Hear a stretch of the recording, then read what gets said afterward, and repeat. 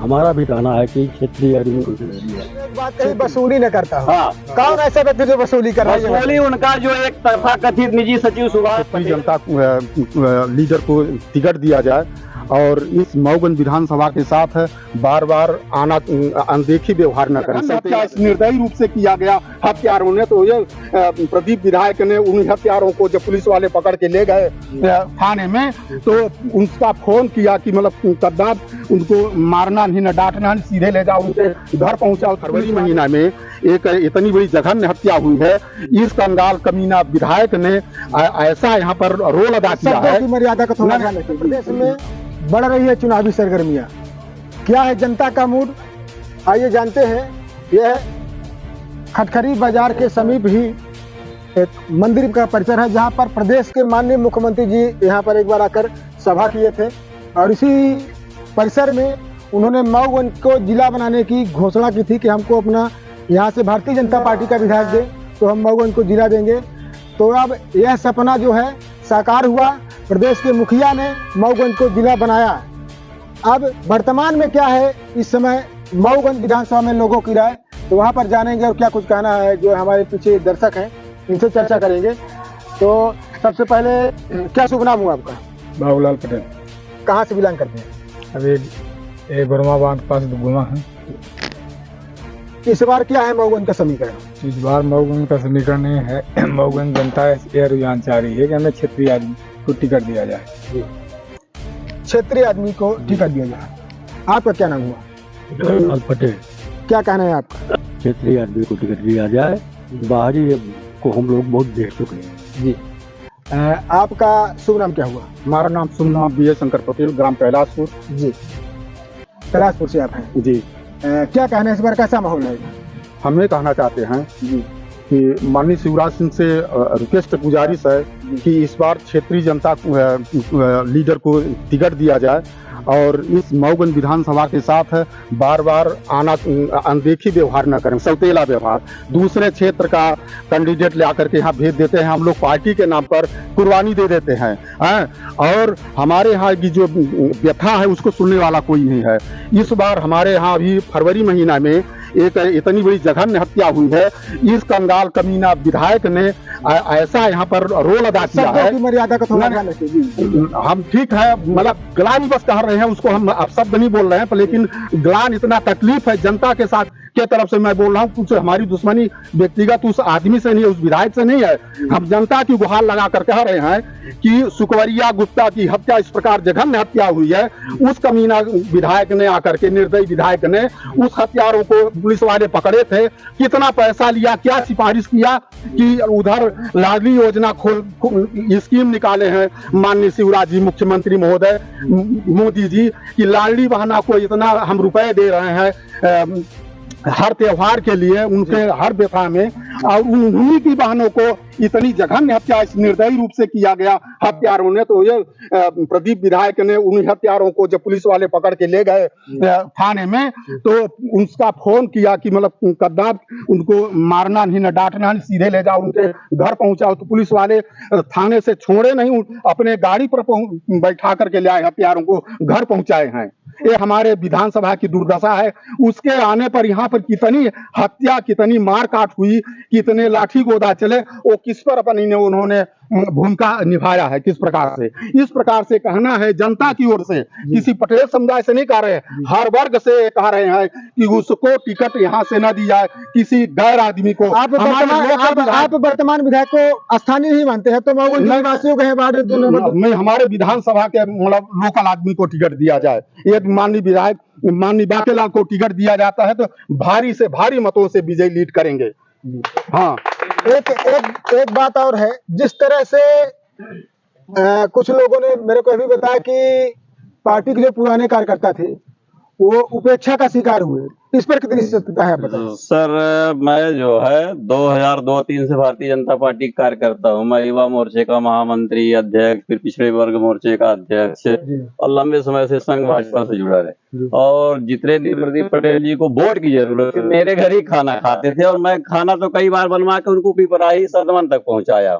और विधायक बनने के बाद से फिर उनकी हमारी लास्ट मुलाकात हुई थी 8/11/2019 और लास्ट बात हुई थी हमारी उनकी जो है तो 8/5/2021। इसके अलावा न कभी मुलाकात हुई। ऐसा हुआ क्यों? क्या वजह क्या पड़ गई?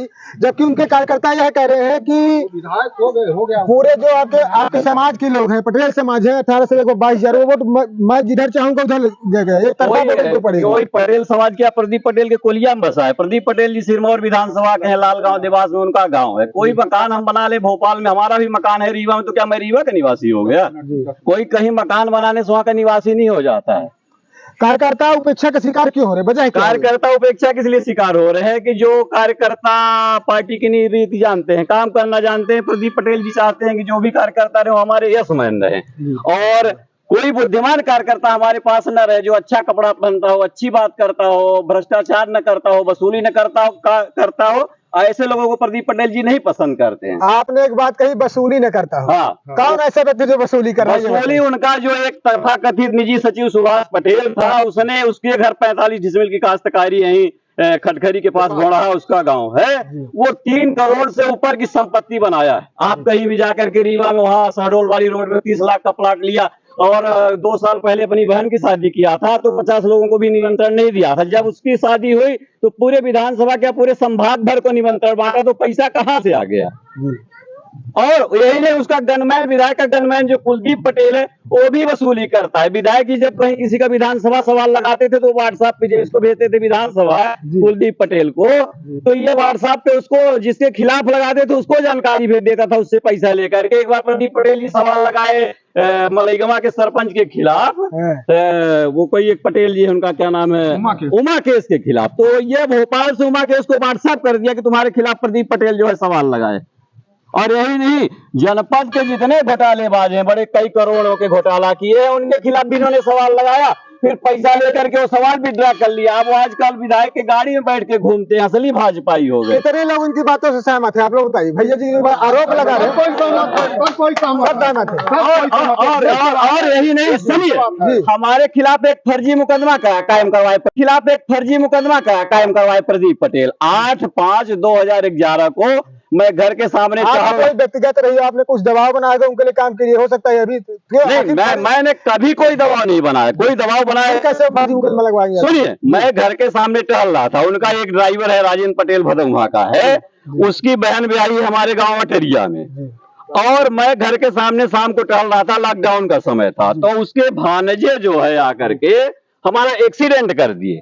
और एक्सीडेंट करने के बाद क्या हुआ कि मैंने पुलिस को सूचना दी, और पुलिस को सूचना दी, पुलिस आई तो लोग भाग गए, हमारे घर में आके गाली गलौज कर रहे थे। जब इनके खिलाफ एसपी साहब राकेश सिंह साहब को हमने बताया, एसडीओपी शैलेंद्र शर्मा को हमने बताया, तो उनके कहने पर जो है तो पहले तो शैल यादव बोला कि हम मुकदमा कायम नहीं करेंगे, हमारे ऊपर बहुत विधायक जी का दबाव है, तो राजनीतिक दबाव था। हमने कहा कि भाई तुम अपनी कार्यकुशलता पर थानेदार हो कि विधायक जी की कृपा पे हो? तो बोला कि भाई हम विधायक जी के कृपा पे थानेदार हैं, पैकेज पर हम यहाँ आए हैं जी। और ये आरोप लगा रहे हैं हाँ, पैकेज पर। जो हनुमाना थाना टीआई थाना है साहब, 2 साल शैल यादव को प्रदीप पटेल ने यहाँ बैठा करके इतना लूट मचवाया है, इतना फर्जी मुकदमा कायम करवाया। जब हमने इनके ड्राइवर के रिश्तेदारों के खिलाफ एक्सीडेंट का मुकदमा कायम करवाया तो फिर 2 दिन बाद प्रदीप पटेल शैल यादव के ऊपर दबाव बनाते हैं कि इनके खिलाफ भी एक काउंटर FIR कर लो, इनके पूरे भाइयों के खिलाफ, ताकि ये समझौता कर ले।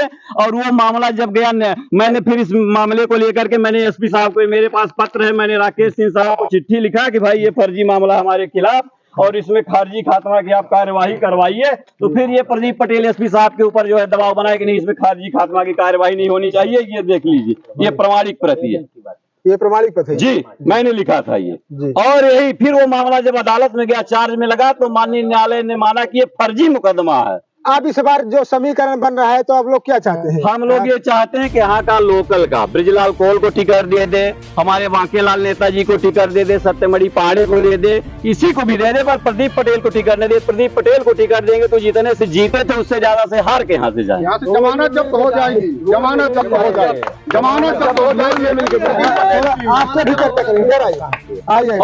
और बांकेलाल जी 1985 से काम करते हैं। भारतीय जनता पार्टी की जब स्थापना तो 5 अप्रैल 1980 में जनसंघ के जमाने से काम करते हैं। आप हैं बांकेलाल जी। इस बार आप टिकट की दावेदारी में लिस्ट में आपका नाम चल रहा है क्या?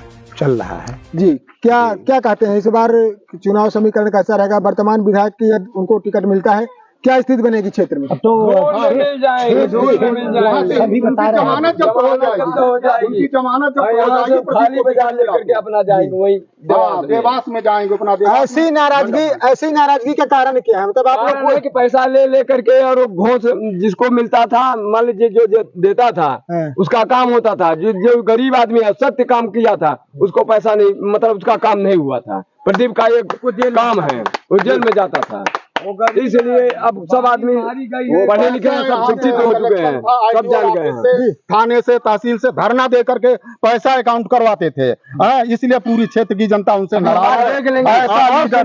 जब इनको पैसा नहीं मिलता था कमीशन अनुमान आरटीओ से तो रोज धरना करते थे, सब हम लोग को भी लेके जाते थे, भाई हम लोग इनको नहीं समझ पाए। और जब इनका फिक्स हो गया पैसा तो अब धरना नहीं देते। क्यों? अब वो आरटीओ वाले क्या सत्यनारायण की कथा कर रहे हैं कि श्रीमद भागवत की कथा कर रहे हैं? आज भी जाइए लूट मची हनुमान आरटीओ। आप भी उनके साथ जी बिल्कुल मैं धरने में एक बार तो हम लोग के खिलाफ यहाँ तक कि मुकदमा कायम हो गया था विधायक के कारण। और फिर ब्रिजेश पटेल साहब, उसमें कांग्रेस की सरकार थी और मैंने पूर्व विधायक सुखेंद्र सिंह से, चूंकि हमारा वहाँ ननियाल है, हम लोग उनको मामा बोलते हैं, हमारा घरेलू संबंध है। जैसा आपने कहा अभी यहाँ पर एक कांग्रेस पार्टी का मऊगंज में बहुत बड़ा कार्यक्रम हुआ था जी। उसमें वहाँ के जो पूर्व नेता प्रतिपक्ष आए थे उन्होंने कांग्रेस पार्टी से टिकट लगभग घोषणा कर दी थी। मऊगंज से सुखेंद्र सिंह है, मऊगंज से सुखेंद्र सिंह मिलते हैं जी, और कांग्रेस से जी, और भाजपा से प्रदीप पटेल, आपसे लगभग टिकट है, आप नेता उमेश त्रिपाठी का। जी। तो क्या समीकरण बनेगा? तो फिर 20 से 25,000 सुखेंद्र सिंह को बात ओवर मिलेगा। सुखेंद्र सिंह 20 से 25,000 से जीत के जाएंगे, पाएंगे 5,000 प्रदीप पटेल वोट पाएंगे, और भी लगभग पूरी विजय होगी सुखेंद्र सिंह बन्ना की। जिंदाबाद जिंदाबाद रहेगा। नहीं, उनका ये कहना कि अधिकांश वोट जो है इधर उनका ज्यादा दौरा भी हो रहा है। दौरा करने से तो सारे लोग बाहर से, लक्ष्मण तिवारी भी सिरमौर से आए तो भी दौरा करते, वो भी विधायक बन गए, तो दौरा करने से वोट नहीं होते। 84 क्षेत्र ही से जो यह मानना है कि जो 84 क्षेत्र से अपनी वोट बैंक बढ़त बना ली उसे विजयश्री हासिल होती है। इस बार कैसा माहौल लगा? 84 पूरा सुखेंद्र सिंह के साथ है। यदि प्रदीप पटेल को भाजपा टिकट देती है तो, यदि बाकेलाल को देती है तो फिर बाकेलाल जी के साथ। जी, आप लोग की यही मांग है? पूरा। और आरटीओ वाला, हाँ आरटीओ वाली तो मैंने पूरी बात की ही नहीं। आरटीओ में जब इनका पैसा फिक्स नहीं होता था ये सारे कार्यकर्ताओं के लेकर के गुमराह करते थे, वहाँ धरना देते थे। और जब आरटीओ वालों ने इनका पैसा फिक्स कर दिया, और वो सरकारी एक होटल है जो है नेशनल हाईवे का, वहाँ ये बैठ करके फिक्स करते थे। और जब इनका पैसा फिक्स हो गया तब ये धरना बंद कर दिए। अब क्यों नहीं धरना देने जाते? तो आप लोग के क्षेत्र में आते थे आप लोग, और इनके कारण तो हम लोग के खिलाफ मुकदमा कायम होते होते बचा। वो तो फिर ब्रिजेश पटेल ने हस्तक्षेप किया और पूर्व विधायक सुखेंद्र सिंह बन्ना ने हस्तक्षेप किया कि भाई ये हमारा भांजा है। तो सुनिए, तब जाकर के हम लोग उस मुकदमे से बचे। क्या कर रहे हैं? क्या नाम? हम लोग पढ़े लिखे नहीं है। नाम क्या हुआ आपका? मार्कशीट शंकर पटेल नाम है। क्या गलत हुआ सर? हमारे पास गलत मुकदमे लगवाए हैं प्रदीप पटेल ने। काहे का गलत मुकदमा लगा? सर हम लोग अस्पताल में हम अपने बच्चों की लेकर हैं, लेकिन विधायक जी हमारे ऊपर फालतू मुकदमा झूठ कर लगवाए हैं। किस विषय का? काहे का मुकदमा लगा है? 325 का और 294। अब हम पढ़ा लिखा नहीं हूँ, हमको मालूम नहीं है, बता दीजिए भैया। जो हमारे साथ समस्या हो रही है घटना क्या हुई आप बताएं? घटना बताएं, क्या घटना? घटना मारपीट का लड़की बच्ची से जो करे हो सर, हम तो घर पर थे नहीं तो कौन बताएगा? किसके ऊपर मुकदमा दर्ज है? आपके ऊपर? आप हमारे ऊपर, मेरे बच्चे के ऊपर, मेरे भाई के ऊपर। हम लोग घरे नहीं तो हम क्या बताएं क्या उस मौके पर हुआ, क्या नहीं हुआ। ये पैसा नहीं पहुंचा पाए थे। हाँ, पिछली बार आपने वोट दिया था के विधायक जी की बनान तब न बने। जी और हम नहीं बनाएंगे उसको, हम नहीं बनाएंगे उसको, वो विधायक बनने लायक है ही नहीं है। अभी दोबारा कोशिश करेंगे उनकी यहाँ से जमानत जब यहाँ से विधायक बनेंगे, यहाँ से इनकी जमानत जब हो जाए और राख लगा कर यहाँ से जहाँ समझ में आ जाए कि मऊगंज की कितनी भोली भाली जनता और कितनी जागरूक जनता है। जैसा कि उनका आप लोग देख रहे हैं कि जैसा उनका यह दावा जो किया जा रहा है कि पूरा पटेल समाज जो है एक तरफ से पूरा सब विधायक जी के साथ में रहेंगे, तो ये हमारे पीछे जो लोग हैं ये सब उसी जाति से हैं। लेकिन आप लोग इनकी पीड़ा को सुनिए और समझिए कि क्या कह रहे हैं, किधर किसके पक्ष में जाएंगे। जिस तरह से नाराजगी जो है इन लोगों की खुलकर सामने आ रही है, यह जो अपना केंद्र का प्रदेश का नेतृत्व है उसको उनको इस बात पर सोचना चाहिए। और उनका सभी लोगों का कहना है कि इस बार जो है तो क्षेत्रीय बनाम बाहरी का मुद्दा हावी रहेगा। तो आप लोग यही कह रहे हैं? हाँ, यही कहना है, यही कहना लोग यही कह रहे हैं कि भाई क्षेत्रीय व्यक्ति को टिकट पटेल नहीं बनाए हैं, शिवराज सिंह बनाए हैं। मऊगंज में शिवराज सिंह मुख्यमंत्री जी बनाए हैं। भाजपा से नाराजगी नहीं है ना? हम तो भाजपा के निष्ठावान कार्यकर्ता है, जिसको भी टिकट पार्टी देती है उसको वोट करते हैं। हम लोग पर प्रदीप पटेल को यदि पार्टी टिकट देगी तो इस बार और यही नहीं, उसका गनमैन, विधायक का गनमैन जो कुलदीप पटेल है वो भी वसूली करता है। विधायक जी जब कहीं किसी का विधानसभा सवाल लगाते थे तो व्हाट्सएप पे इसको भेजते थे विधानसभा कुलदीप पटेल को, तो ये व्हाट्सएप पे उसको जिसके खिलाफ लगाते थे उसको जानकारी भेज देता था उससे पैसा लेकर के। एक बार प्रदीप पटेल जी सवाल लगाए मलईगवा के सरपंच के खिलाफ, वो कोई एक पटेल जी है, उनका क्या नाम है, उमा केस के खिलाफ, तो ये भोपाल से उमा केस को व्हाट्सएप कर दिया कि तुम्हारे जमानत जब हो जाएगी, जमानत जब खाली बाजार लेकर के अपना जाएंगे वही देवास में जाएंगे अपना। ऐसी नाराजगी का कारण क्या है? मतलब आप लोग को पैसा ले करके और घोष जिसको मिलता था, मान लीजिए जो देता था उसका काम होता था। जो गरीब आदमी है सत्य काम किया था उसको पैसा नहीं, मतलब उसका काम नहीं हुआ था। प्रदीप का एक काम है, वो जेल में जाता था। इसलिए अब सब आदमी पढ़े लिखे सब शिक्षित हो चुके।